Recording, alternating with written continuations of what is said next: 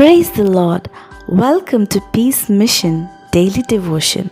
I am Sweta Roslin, and today we'll be diving into one of the most powerful revelations of who God is, Jehovah Rapha, the Lord who heals.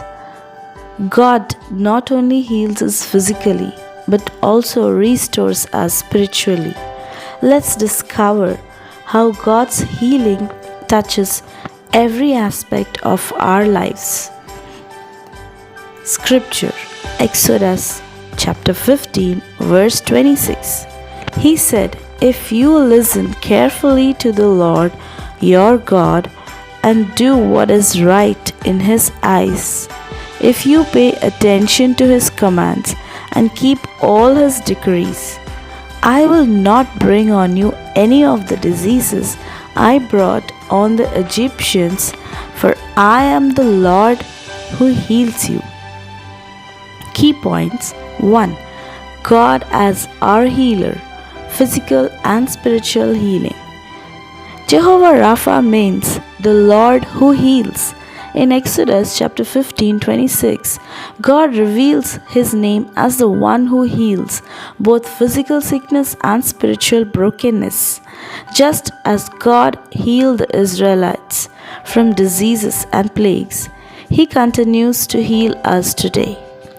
Whether it's from physical ailments, emotional wounds, or spiritual sickness like sin, Jesus, during His ministry, healed the blind, the lepers, and even raised the dead, showing God's heart for our healing.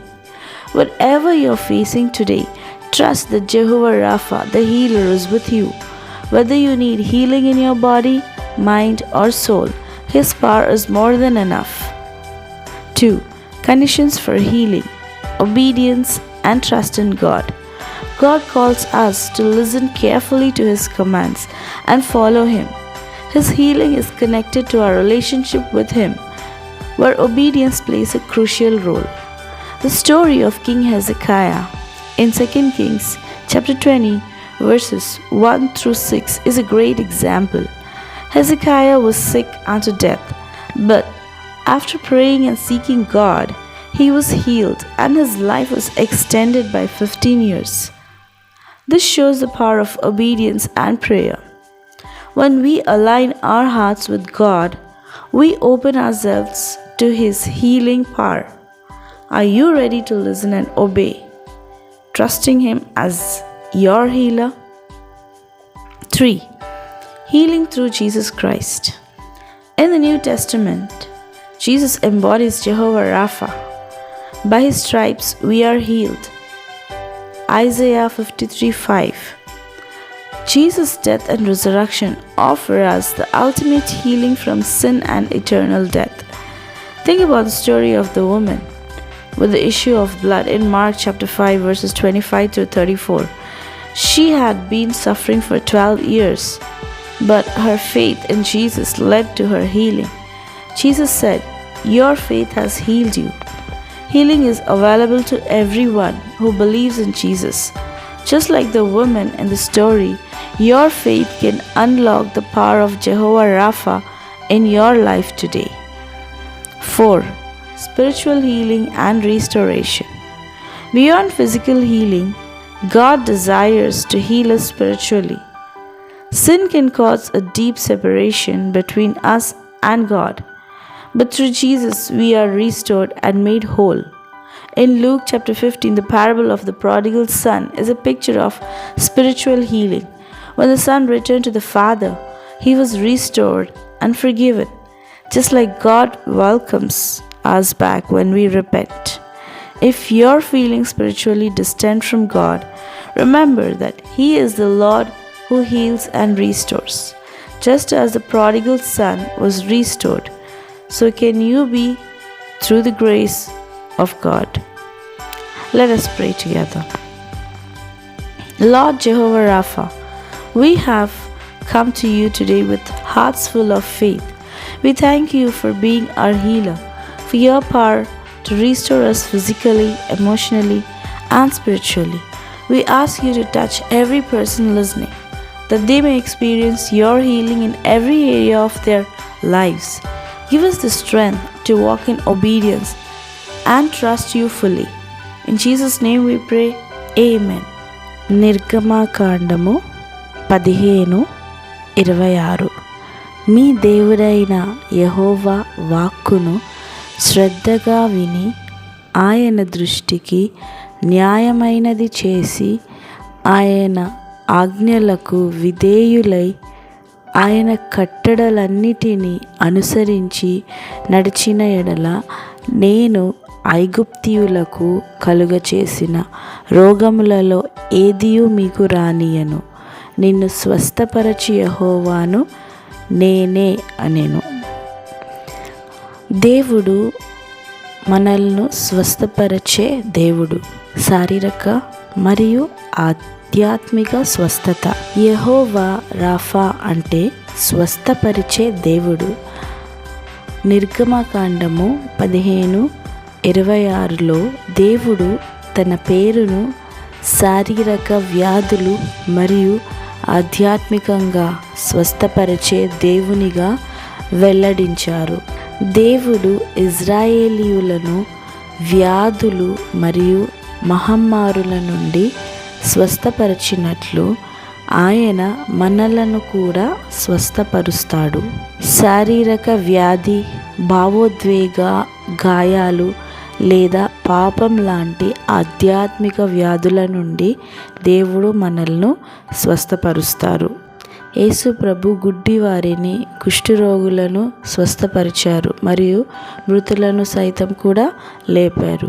దీని ద్వారా దేవుడు మనపై ఉన్న ప్రేమను చూపిస్తున్నారు. మీరు ఈరోజు ఎదుర్కొంటున్న సమస్య ఏదైనా యెహోవా రాఫా మన స్వస్థపరిచే దేవుడు మీతో ఉన్నాడు అని నమ్మండి. శరీరంలో, మనసులో లేదా ఆత్మలో స్వస్థత కావాలంటే దేవుని శక్తి ద్వారా మనకు స్వస్థత కలుగుతుంది. రెండవది, స్వస్థత కోసం షరతులు. దేవునిపై విశ్వాసం మరియు విధేయత. దేవుడు మనలను తన ఆజ్ఞలను జాగ్రత్తగా పాటించాలని, తనను అనుసరించాలని పిలుస్తున్నాడు. మన సంబంధం దేవునితో ఉన్న విధేయత ద్వారా ఆయన యొక్క స్వస్థత పొందడానికి మనకు అవకాశం ఉంటుంది. 2వ రాజులు 21:6లో హిజ్కియా రాజు కథ ఒక గొప్ప ఉదాహరణ. హిజ్కియా మరణిస్తాడు అనగా ఆయన ప్రార్థించాడు, దేవుని శరణు పొందాడు. దాంతో ఆయన జీవిత కాలాన్ని 15 ఏళ్ళు పెంచుకున్నాడు. ఇది విధేయత మరియు ప్రార్థన యొక్క శక్తిని చూపుతుంది. మన హృదయాలను దేవునికి అప్పగించినప్పుడు ఆయన స్వస్థపరిచే శక్తిని మనకు అనుగ్రహిస్తాడు. మీరు దేవుని స్వస్థపరిచే శక్తిని అనుభవించడానికి సిద్ధంగా ఉన్నారా? యేసుక్రీస్తు ప్రభువు ద్వారా స్వస్థత. క్రొత్త నిబంధనలో యేసు ప్రభువు యెహోవా రాఫాను ప్రతిబింబిస్తారు. ఆయన గాయాలతో మనం స్వస్థత పొందుతాము అని యెషయా 53:5లో రాసి ఉంది. యేసు మరణం మరియు పునరుద్ధానం మనకు పాపం మరియు శాశ్వత మరణం నుండి పరిపూర్ణ స్వస్థతను అందిస్తుంది. మార్కు 5:25-34లో రక్తస్రావం సమస్యతో బాధపడుతున్న ఒక స్త్రీ గురించి ఉంది. ఆమె 12 సంవత్సరాలు బాధపడింది, కానీ యేసుపై విశ్వాసం ఆమెకు స్వస్థతను తీసుకువచ్చింది. యేసు ప్రభువు నీ విశ్వాసం నిన్ను స్వస్థపరిచింది అని అన్నారు. యేసు పట్ల విశ్వాసం ఉన్న ప్రతి వారికి స్వస్థత అందుబాటులో ఉంటుంది. ఇక్కడ మహిళ లాగా మీ విశ్వాసం యెహోవా రాఫా శక్తిని మీ జీవితంలో అనుభవించడానికి దారి చూపిస్తుంది. ఆధ్యాత్మిక స్వస్థత మరియు పునరుద్ధరణ. శారీరక స్వస్థతను మించినది దేవుడు మనకు ఆధ్యాత్మికంగా కూడా స్వస్థపరచాలనుకుంటున్నాడు. పాపం మనం దేవునితో ఉన్న సంబంధాన్ని దూరం చేస్తుంది. కానీ యేసు ప్రభువు ద్వారా మనం పునరుద్ధరించబడి సంపూర్ణంగా చేయబడతాం. లూకా 15లో తప్పిపోయిన కుమారుని గురించి ఉపమానము ఆధ్యాత్మిక స్వస్థత యొక్క ఒక ఉదాహరణ. తప్పిపోయిన కుమారుడు తండ్రి వద్దకు తిరిగి వచ్చినప్పుడు అతను పునరుద్ధరించబడి క్షమించబడతాడు. అదేవిధంగా మనం పశ్చాత్తాపం పొందినప్పుడు దేవుడు మనల్ని తిరిగి స్వీకరిస్తాడు.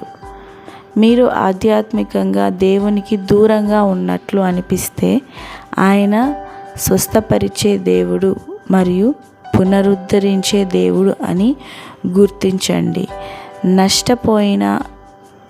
తప్పిపోయిన కుమారుడు పునరుద్ధరింపబడినట్లు మీరు కూడా దేవుని కృప ద్వారా పునరుద్ధరించబడవచ్చు. Thank you for joining us for today's Peace Mission Daily Devotion. If you've been blessed by this message, don't forget to like, share and subscribe to our channel. For more encouragement from God's Word, let's continue to grow together in faith and healing. God bless you.